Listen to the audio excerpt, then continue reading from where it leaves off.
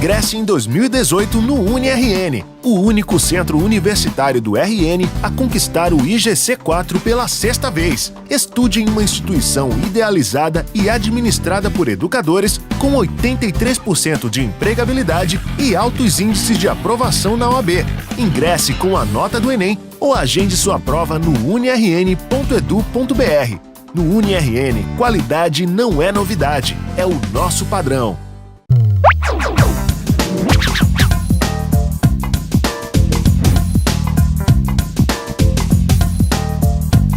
Essa questão traz uma tirinha e nós vamos ter que resolver a partir da interpretação dela.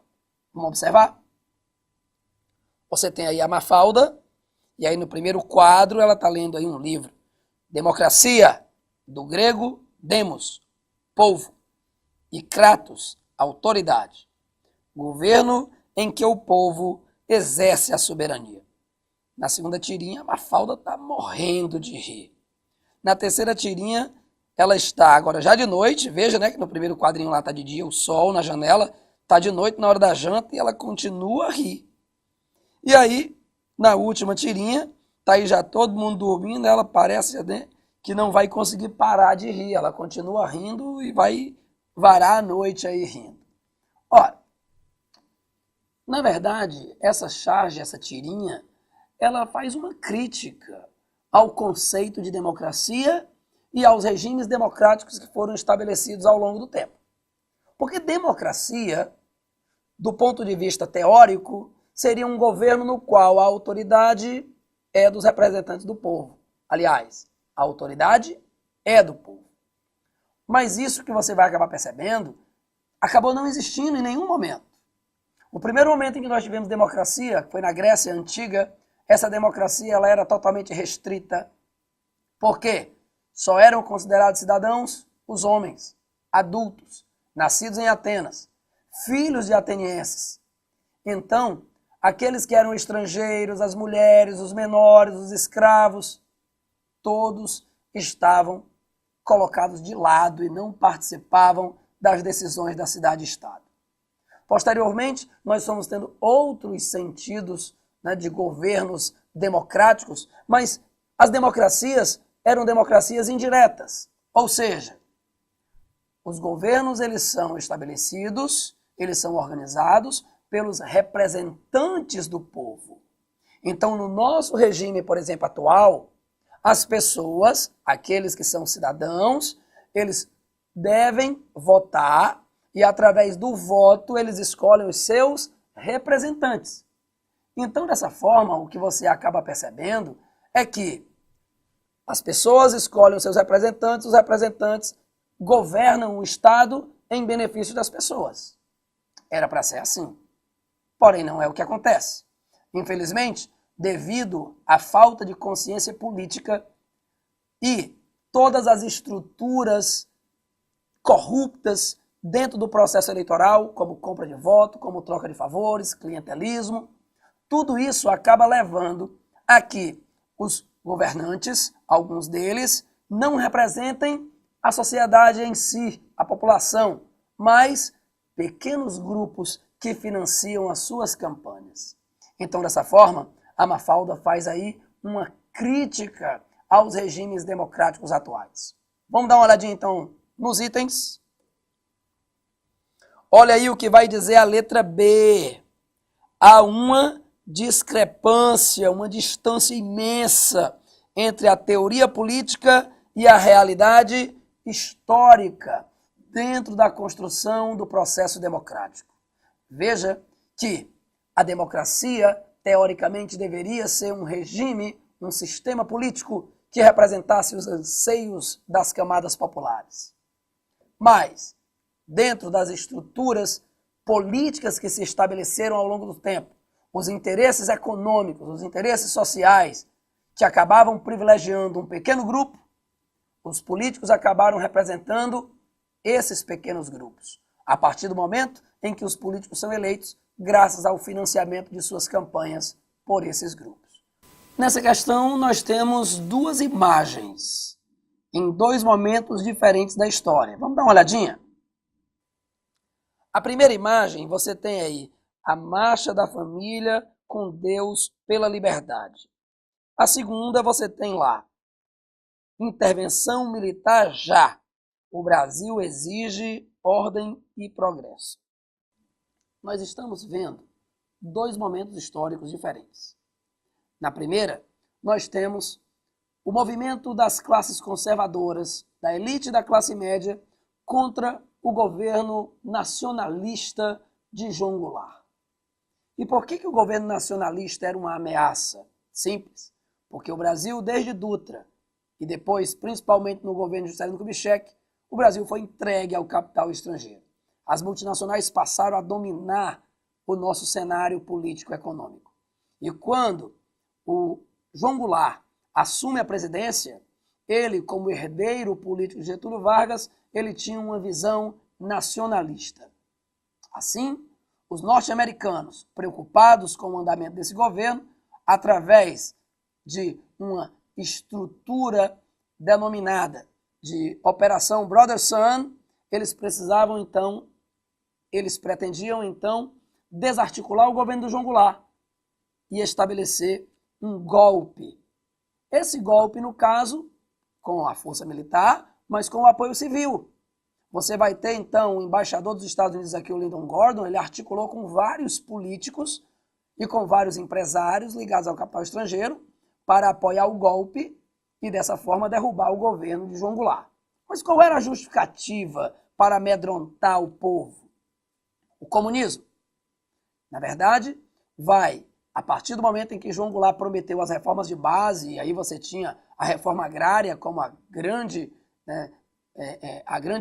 locomotiva desse processo, João Goulart, então, ele passou a ser taxado como comunista. E aí, a classe da elite e a classe média conservadora morriam de medo do Brasil se transformar uma Cuba.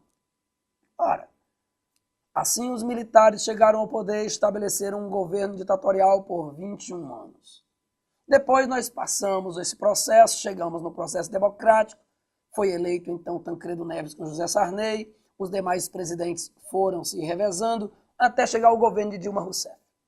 No governo de Dilma Rousseff, nós tivemos um governo que era representado pelo Partido dos Trabalhadores, que oficialmente então iria representar os interesses da classe trabalhadora. Mas também você não pode esquecer que a campanha eleitoral desse partido foi financiada por grandes empresários e por bancos.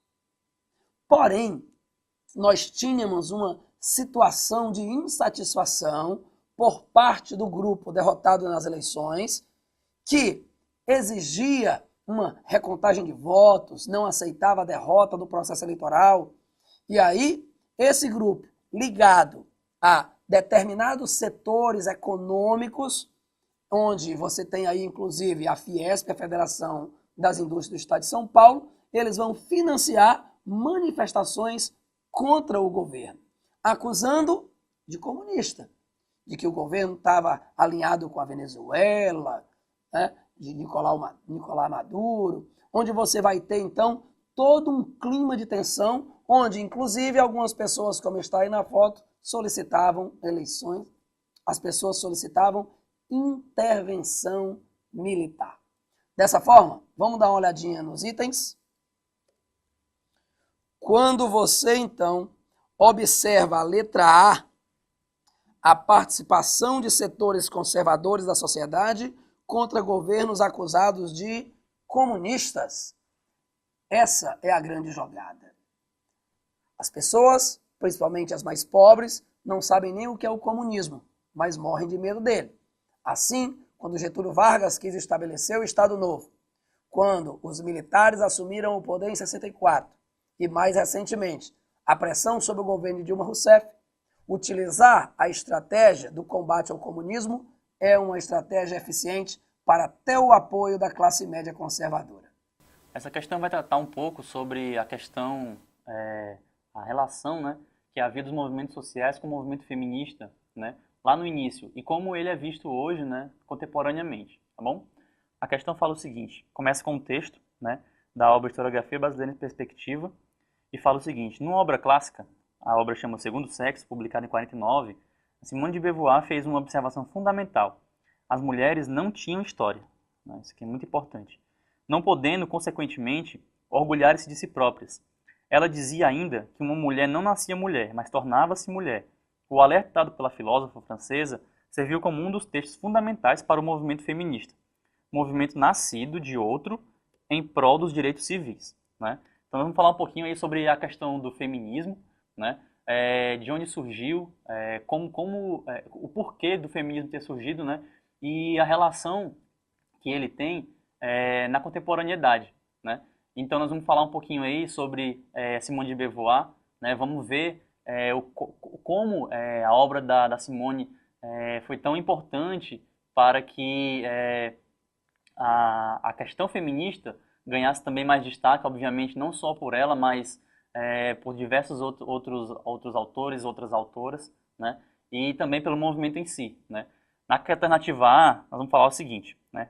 O comando diz o seguinte: tendo fragmento de texto como referencial interpretativo, né, infere-se, alternativa A, que a igualdade de gênero já foi alcançada pelas mulheres, né, que consolida seu papel na história ocidental. Obviamente, essa alternativa é incorreta, né, já que há uma luta diária e constante, né, das mulheres para que não haja uma discrepância tão grande, ou que não haja discrepância de maneira alguma da relação homem e mulher, né, da relação de gênero. Portanto, alternativa A, alternativa incorreta.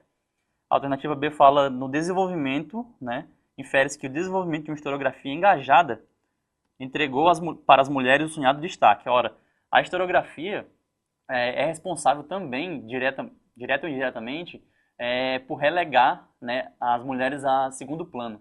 Né? Então, como que a historiografia poderia dar destaque, né, entregar para as mulheres esse sonhado destaque? Né? Então, a alternativa B também é incorreta. A alternativa C fala que a memória social do movimento pela igualdade de direitos tem privilegiado o engajamento das feministas. Ora, essa memória social, né, dos movimentos não foi isso que relegou o destaque para os feministas. Né? Não é por conta disso. Né? Então, a alternativa C também torna-se incorreta pela questão falar sobre essa questão da memória social do movimento pela igualdade de direitos que privilegiou o engajamento. Né? Efetivamente, esse é o erro. A alternativa toda está incorreta. Né? A alternativa D, de dado, fala que o crescimento do papel das mulheres no Ocidente tem recebido espaço nos debates de forma atemporal. O que isso quer dizer? Que sempre houve, né, uma oportunidade para a inserção da mulher nos debates, né? Principalmente quando a gente fala na questão do Ocidente. Essa questão está errada justamente no ponto, a alternativa está errada, quando fala que é atemporal, né? Ou seja, sempre houve. Né? E obviamente, embora hoje, né, nós tenhamos uma participação maior da mulher nos debates mais diversos, é algo que vem sendo, né, vem crescendo, mas efetivamente não é algo que sempre aconteceu. O que nos leva à alternativa que a história das mulheres foi relegada a um segundo plano, no qual os direitos civis destas eram limitados. Vamos resolver aqui uma questão que fala sobre um problema bastante comum verificado à nossa agricultura, aqui no Brasil sobretudo. Esse problema ele é associado ao desenvolvimento agrícola para aqueles grupos que obtêm poucos recursos para que eles possam desenvolver a agricultura. É algo prático, barato, mas que apresenta algumas consequências. Vamos ler juntos aqui o nosso texto base para que a gente possa buscar depois uma solução. Para obter-se o terreno para o plantio, o mato precisa ser derrubado, galhos e ramos cortados, e depois de secarem precisam ser queimados. É um trabalho duro. Em geral, é feito por grupos de homens acostumados com esse serviço. Eles são pagos por um chefe, o qual contrata o serviço com os donos das terras. Depois de mais ou menos 2 a 3 meses que o sol secou as folhas e os galhos, pode-se começar a queima do mato, um acontecimento notável, esperado com grande atenção. Ok? Partindo para o comando da nossa questão, é importante que façamos uma observação com bastante atenção. Vamos juntos. A prática sucessiva, ok? Presta atenção nisso. a prática sucessiva da queimada, com o intuito de favorecer o manejo agrícola, tem como consequência. Então veja, no texto base, fala-se sobre um processo em que, no final dele, teremos uma queimada de folhas e de galhos, depois de um processo de desmatamento. A partir daí, terá uma ideia, aquele que promoveu esse desmatamento e essa queimada, de desenvolver uma cultura agrícola, alguns tipos de culturas agrícolas. E o nosso comando ele fala sobre a sucessão, sobre a repetição desse movimento, a repetição dessas ações para a agricultura. Então vamos para os itens. Como consequência, item A, a correção da acidez do solo, mantendo a fertilidade natural. Esse item a gente vai eliminar pelo fato de que nós não vamos ter uma correção da acidez, na verdade, ao longo do tempo, esse processo provocará um aumento da acidez do solo e a fertilidade natural ela vai ser comprometida. Item B, a ampliação da capacidade de reter o fertilizante no solo. Na verdade, não. O intuito seria aqui o de limpar o solo, digamos assim, e de acelerar o processo de decomposição dessa matéria orgânica, o que inicialmente pode até ajudar no plantio, mas dentro de poucos anos esse solo vai ser comprometido e ele não vai mais servir para a agricultura como inicialmente. Então a gente elimina também o item B. Item C, o empobrecimento do solo, eliminando as atividades microbióticas. Então nós vamos ter esse item aqui com a informação correta. Empobrecimento do solo, depois da prática sucessiva, por isso que eu quis chamar a atenção para essa palavra, nós vamos ter inicialmente até algum benefício, mas sucessivamente, obtendo-se um resultado de solo a partir da queimada, nós vamos ter o empobrecimento do solo, eliminando as atividades microbióticas. Vamos só terminar aqui a resolução para que a gente possa apontar aqui o item C como resposta do nosso item. A dificuldade no processo de lixiviação do solo. A lixiviação seria o processo em que as folhas, galhos, elas são levadas pela chuva, como se fosse uma lavagem do solo. Normalmente são levados para áreas mais baixas. Esse processo ele não é comprometido, né? Na verdade, as folhas e galhos elas foram eliminadas aqui dentro desse processo por conta da queimada, certo? O item é aumento da produtividade do solo, concentrando compostos inorgânicos. A verdade é que a produtividade está ligada a compostos orgânicos, a matéria orgânica, e que nós estamos falando de uma prática que é sucessiva. Eliminamos também o item E, ficamos então com o item C. Vamos para mais uma questão de geografia que fala sobre o processo de arenização. Vamos ao texto. Solo de sudoeste gaúcho sofre processo de arenização. Jean Ramos, de 27 anos, nasceu e foi criado no Pampa. É um homem simples, como todos os moradores da localidade de Jacaquá, única região do interior do município de Alegrete. De pé sobre uma pedra, Jean vê se estender a seus pés uma paisagem insólita. Em vez dos infindáveis campos e lavouras característicos do lugar, uma mancha de areia de 83 hectares, equivalente a cerca de 111 campos de futebol, que avança sobre os quintais das casas. O enunciado diz o seguinte: o agricultor descreve o grau de arenização verificado no sul do Brasil, intensificado em decorrência da superexploração agrícola e da pecuária extensiva. Alternativa D. Então, a questão, ela trata sobre o processo de arenização, como eu falei no início do vídeo, que é a formação de bancos de areia em solos já arenosos. No sul do país, isso acontece principalmente em decorrência da remoção da vegetação das pradarias para a prática da agricultura com o manejo da soja e da pecuária extensiva. Essas práticas intensificam os processos erosivos desse solo. Desse modo, a alternativa correta é a letra D. Essa questão traz um texto sobre o processo de destruição da floresta. Vamos dar uma olhada?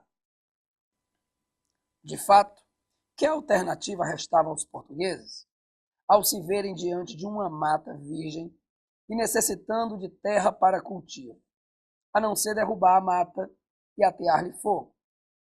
Seria, pois, injusto reprová-los por terem começado dessa maneira.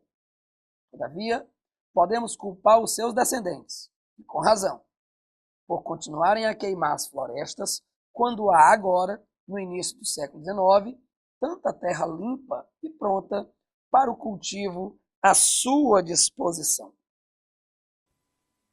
Veja que esse texto do século XIX, ele faz uma crítica ao processo de desmatamento e de queima das florestas. Essa foi uma prática utilizada no início da colonização por uma questão de necessidade.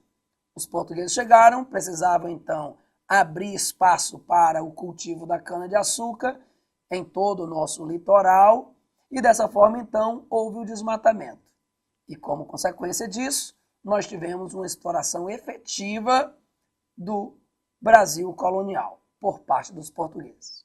Ora, mas o que você vai perceber é que com a evolução da história brasileira, mesmo nós tendo novas práticas agrícolas, novos produtos, mas mesmo assim, a prática da queimada ela continuou sendo utilizada. Interessante que hoje, no século XXI, nós ainda temos essa prática. Ainda é muito comum você encontrar no interior, principalmente no Nordeste, você ter aquele processo de desmatamento, de derrubar, né, a roça antiga e queimar para poder utilizar o solo para uma próxima produtividade. Então, dessa forma, há uma necessidade de se usar de uma forma efetiva, mas, ao mesmo tempo, tem um interesse econômico. E dessa forma, a gente observa que, infelizmente, o interesse econômico acaba prevalecendo. Vamos dar uma olhadinha nos itens?